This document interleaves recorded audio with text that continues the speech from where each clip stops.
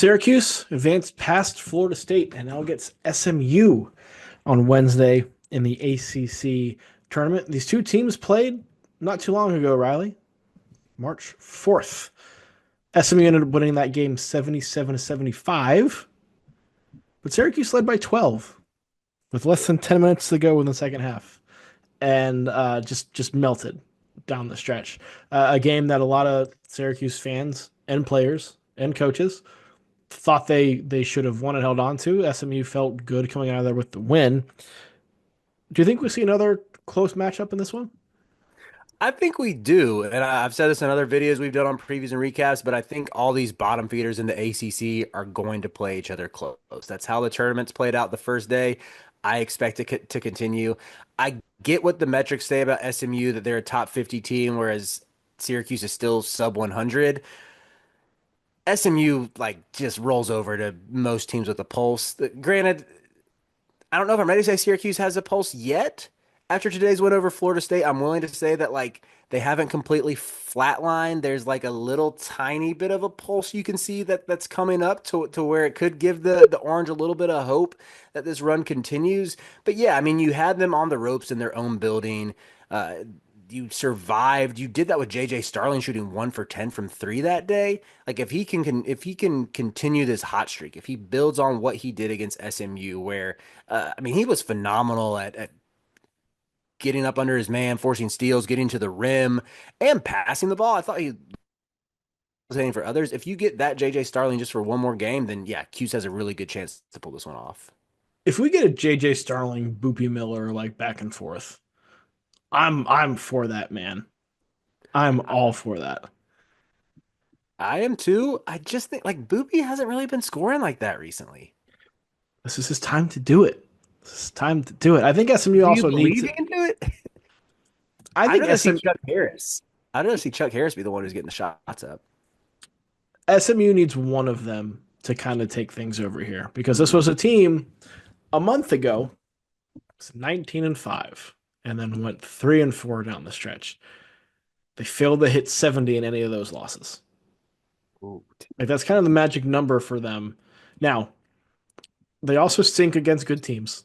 They're Mhm. 0 and 4 in quad one games. They are 6 and what is it? 6 and 9 against the top two quadrants. It's not great. 11 Mhm. quad 3 wins. I believe we'll see where Syracuse's net ranking ends up falling. But I believe this would be a quad 3 game as well on a neutral court. So right up SMU's alley. But I don't know that the way they're playing lately, like I have a hard time trusting SMU. Am I wrong in that? I do too. It is funny, like it's amazing what one game can how one game can change your perception. Because like if you go back and watch our preview for Syracuse and Florida State, I truly thought Syracuse was dead. I thought their players had quit on the season. And yet you see them look engaged. You see Jair Davis build on his solid end to the season. And I think that even like SMU's whole MO is, Boopy kind of facilitates a little bit. Boopy can go get a bucket every now and then. Chuck Harris is going to knock down threes, and they throw size at you at the 3 through 4. They dominate the offensive glass. I think with the way Jair Davis is playing, Syracuse can match that size a little bit. Like I don't necessarily trust Samet Yigitoglu to stay out of foul trouble against Eddie Lampkin, and I don't know.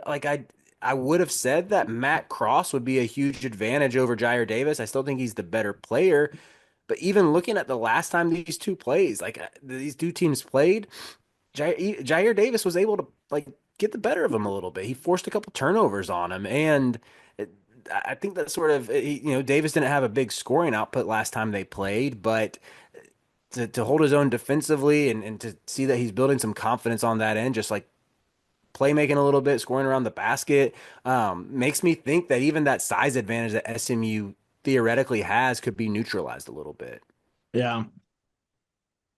Ken Palm likes SMU in this game. He has them winning 82 to 74. The first matchup, as I mentioned, was a 77-75 victory. So same kind of pace we're projecting in this one, but an 8-point victory for the Mustangs. Do you see that kind of disparity between these two? Do you think Syracuse can get it done? How do you think this plays out? Give me chaos. Give me Red Autry. getting two ACC tournament wins when his fans are already ready to move on. I don't know, man. It's like I just thought Florida State had a clear talent advantage over Syracuse, and to see them rally, and I know that they got pushed. I know they sort of started choking down the stretch, which is aside like they're not a good team. Yeah. With 14 wins, I don't think anybody is arguing that they are. But there's something about like when you look at the matchup on paper, I think Syracuse can counter SMU's biggest strength.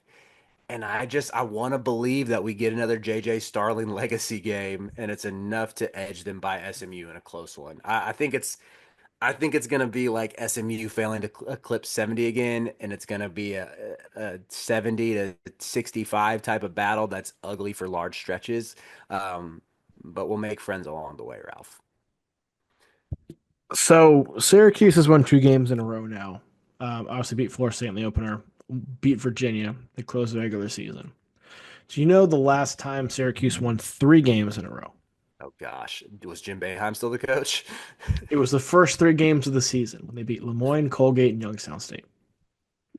Didn't they almost lose to Colgate too? Yeah, they did. And they almost They lost to beat Youngstown. Colgate by 2, they beat Lemoyne by 4, and beat Youngstown State in double overtime. Hey, the Horizon League runners up. That win has aged nicely against the Penguins. I I do not trust SMU. I also do not trust Syracuse. Part of me thinks that Syracuse has kind of used up some of that luck, and you just used Yeah. up some of those good performances. I'm going to go with SMU. I do not feel confident in it. It would not surprise me if Syracuse wins. We talked about it in the Syracuse Florida State recap. It did kind of feel like Syracuse was building on some things that could turn into a run. Like in retrospect, if we look back on that first game, if Starling can keep it going, Lampkin and others can continue to play at a high level, we just haven't seen that happen from them this year, right? And Syracuse is the kind of team that SMU has handled more often than not this season. So I'm gonna go with the Mustangs. I think 8's a lot. I think we may end up seeing it be like more like 5 or 6, just because I don't see a huge difference. All these games in the ACC tournament so far have been complete toss-ups. I think this one's gonna be kind of the same way. SMU makes the plays they need to late. We'll see. Could be another, maybe not another good game, but another close finish.